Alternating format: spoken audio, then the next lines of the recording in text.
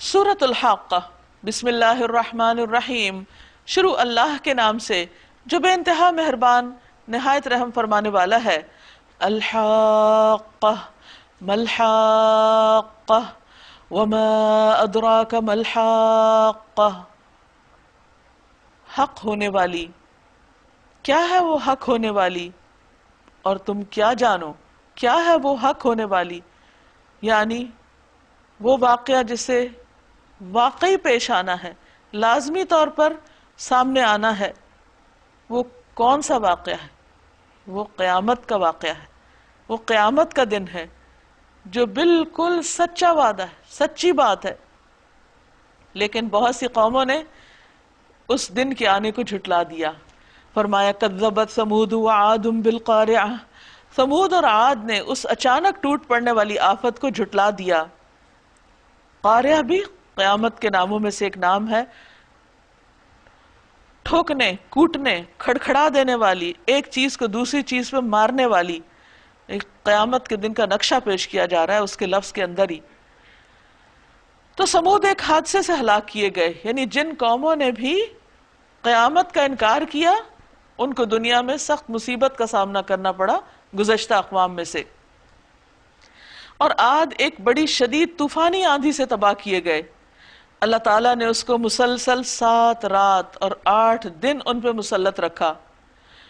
آپ وہاں ہوتے تو دیکھتے کہ وہ کس طرح پچھڑے پڑے، یعنی لمبے اونچے قد والے لوگ کس طرح بے بس ہو کے ہر طرف گرے پڑے تھے، کیونکہ آندھی اتنے زور کی تھی کہ اس نے ان کو اپنی جگہ سے اٹھا کے دور لے جا کے پٹھایا تھا۔ جیسے آج کل بھی بعض ہریکینز ہوتے ہیں یا ٹورنیڈوز ہوتے ہیں تو پورے پورے گھروں کی چھتیں اڑ جاتی ہیں، گاڑیاں اڑ جاتی ہیں، انسان اڑ جاتے ہیں۔ تو یہاں ان کے ساتھ بھی یہی ہوا۔ آپ وہاں ہوتے تو دیکھتے کہ وہ وہاں اس طرح پچھڑے پڑے ہیں جیسے وہ کھجور کے بوسیدہ تنے ہوں۔ اب کیا ان میں سے تمہیں کوئی باقی بچا نظر آتا ہے؟ یعنی ان کی پوری پوری نسل تباہ ہو گئی۔ اور اسی خطا عظیم کا ارتکاب فرعون اور اس سے پہلے کے لوگوں نے اور تلپٹ ہو جانے والی بستیوں یعنی قوم لوط نے کیا۔ ان سب نے اپنے رب کے رسول کی بات نہ مانی تو اس نے ان کو بڑی سختی کے ساتھ پکڑا۔ جب پانی کا طوفان حد سے گزر گیا، اشارہ ہے طوفان نوح کی طرف، تو ہم نے تم کو کشتی میں سوار کر دیا تاکہ اس واقعے کو تمہارے لیے ایک سبق آموز یادگار بنا دیں، اور یاد رکھنے والے کان اس کی یاد محفوظ رکھیں، یعنی سنی انسنی نہ کر دیں۔ فَإِذَا نُفِخَ فِي الصُّورِ نَفْخَةٌ وَاحِدَةٌ، پھر جب ایک دفعہ سور میں پھونک مار دی جائے گی، وَحُمِلَتِ الْأَرْضُ وَالْجِبَالُ فَدُكَّتَا دَكَّةً وَاحِدَةً، اور زمین اور پہاڑوں کو اٹھا کر ایک ہی چوٹ میں ریزہ ریزہ کر دیا جائے گا۔ فَيَوْمَئِذٍ وَقَعَتِ الْوَاقِعَةُ وَانشَقَّتِ السَّمَاءُ فَهِيَ يَوْمَئِذٍ وَاهِيَةٌ، اس دن آسمان پھٹے گا اور اس کی بندش ڈھیلی پڑ جائے گی۔ وَالْمَلَكُ عَلَىٰ أَرْجَائِهَا، فرشتے اس کے اطراف و جوانب میں ہوں گے۔ وَيَحْمِلُ عَرْشَ رَبِّكَ فَوْقَهُمْ يَوْمَئِذٍ ثَمَانِيَةٌ، اور 8 فرشتے اس روز تیرے رب کا عرش اپنے اوپر اٹھائے ہوئے ہوں گے۔ وہ دن ہوگا جب تم لوگ پیش کیے جاؤ گے، تمہارا کوئی راز بھی چھپا نہ رہ جائے گا۔ یعنی وہ دن اس لیے آئے گا تاکہ ہر انسان کا کیا دھرا اس کے سامنے آ جائے، چاہے اس نے لوگوں کے سامنے کیا یا چھپ کر کیا۔ فَأَمَّا مَنْ أُوتِيَ كِتَابَهُ بِيَمِينِهِ فَيَقُولُ هَاؤُمُ اقْرَءُوا كِتَابِيَهْ، اس وقت جس کا نامہ اعمال اس کے سیدھے ہاتھ میں دیا جائے گا، وہ کہے گا لو دیکھو پڑھو میرا نامہ اعمال، میں سمجھتا تھا کہ مجھے ضرور اپنا حساب ملنے والا ہے۔ مومن کو قیامت کے دن اپنے رب کے قریب کیا جائے گا، یہاں تک کہ پروردگار اس کو پردے میں کرے گا، پھر اس کو اس کے گناہ یاد دلائے گا، پھر اس سے کہے گا کیا تم مانتے ہو؟ وہ کہے گا اے میرے رب میں اعتراف کرتا ہوں۔ اللہ تعالیٰ فرمائے گا میں نے دنیا میں بھی تیرے گناہوں پر پردہ ڈالا تھا، آج میں تیرے گناہ بخش دوں گا۔ پھر اس کی نیکیوں یا صحیفہ یا کتاب اس کے دائیں ہاتھ میں دے دی جائے گی۔ بس وہ دل پسند عیش میں ہوگا، عالی مقام جنت میں، جس کے پھلوں کے گچھے جھکے پڑ رہے ہوں گے، یعنی اس کے ہاتھوں کے قریب ہوں گے، ہاتھوں کی پہنچ میں ہوں گے۔ ایسے لوگوں سے کہا جائے گا مزے سے کھاؤ اور پیو اپنے ان اعمال کے بدلے جو تم نے گزرے ہوئے دنوں میں کیے ہیں، یعنی اس کی قیمت تم ادا کر کے آئے ہو۔ وَأَمَّا مَنْ أُوتِيَ كِتَابَهُ بِشِمَالِهِ، اور جس کا نامہ اعمال اس کے بائیں ہاتھ میں دیا جائے گا، فَيَقُولُ يَا لَيْتَنِي لَمْ أُوتَ كِتَابِيَا، وہ کہے گا کاش میرا اعمال نامہ مجھے نہ دیا گیا ہوتا، کاش یہ میرے ہاتھ میں نہ آتا، کیونکہ وہ سخت شرمندگی کا باعث ہوگا۔ وَلَمْ أَدْرِ مَا حِسَابِيَا، میں نہ جانتا کہ میرا حساب کیا ہے۔ یا لیتہا کانت القاضیہ، کاش میری موت جو دنیا میں آئی تھی فیصلہ کن ہوتی۔ ما اغنا عنی مالیہ، آج میرا مال میرے کچھ کام نہ آیا۔ ہلک عنی سلطانیہ، میرا سارا اقتدار ختم ہو گیا۔ خذوہ فغلوہ، حکم ہوگا پکڑو اسے اور اس کی گردن میں توق ڈال دو۔ ثم الجحیم صلوہ، پھر اسے جہنم میں جھونک دو۔ ثم فی سلسلۃ ذرعها 70 ذراعا فاسلکوہ، پھر اس کو 70 ہاتھ لمبی زنجیر میں جکڑ دو۔ یعنی اہل جہنم کو زنجیروں سے جکڑا ہوا ہوگا اور 70 گز لمبی زنجیر، تاکہ وہ ادھر ادھر موو بھی نہ کر سکے۔ آپ نے دیکھا ہوگا کہ جب انسان کو کوئی تکلیف ہوتی ہے، اس کو آگ لگتی ہے، کچھ تو بھاگنا شروع کر دیتا ہے۔ اگر پاؤں میں زنجیریں پڑی ہوئی تو بھاگے تو گرے گا، وہیں بھاگ ہی نہیں سکے گا۔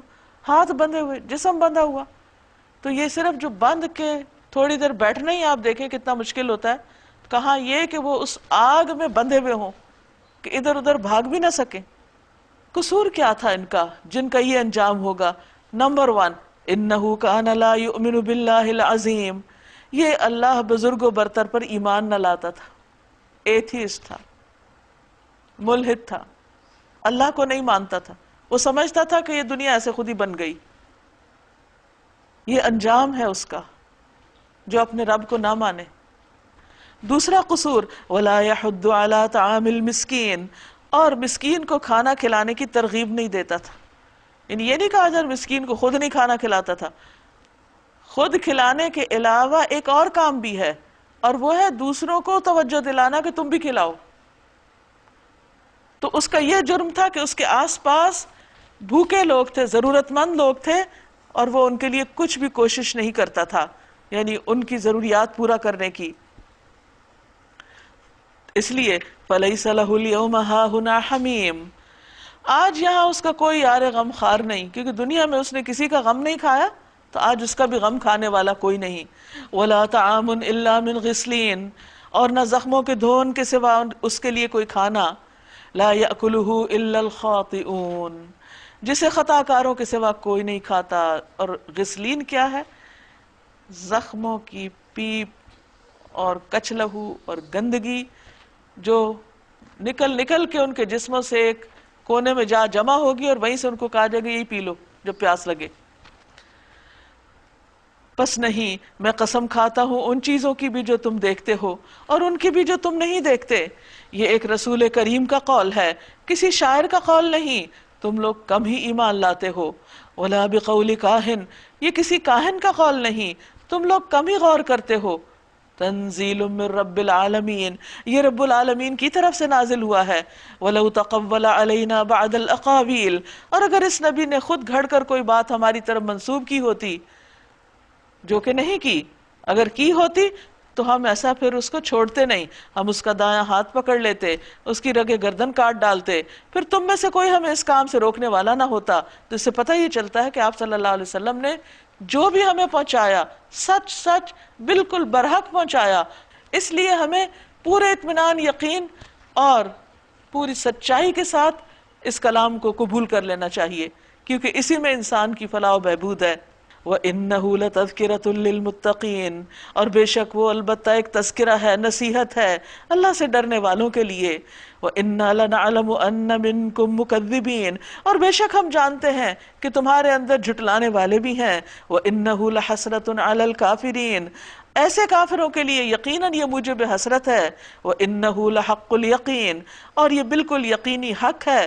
فَسَبِّحْ بِاسْمِ رَبِّكَ الْعَظِيمِ، پس اے نبی صلی اللہ علیہ وسلم آپ اپنے رب عظیم کے نام کی تسبیح کیجئے، اللہ کی پاکی بیان کیجئے۔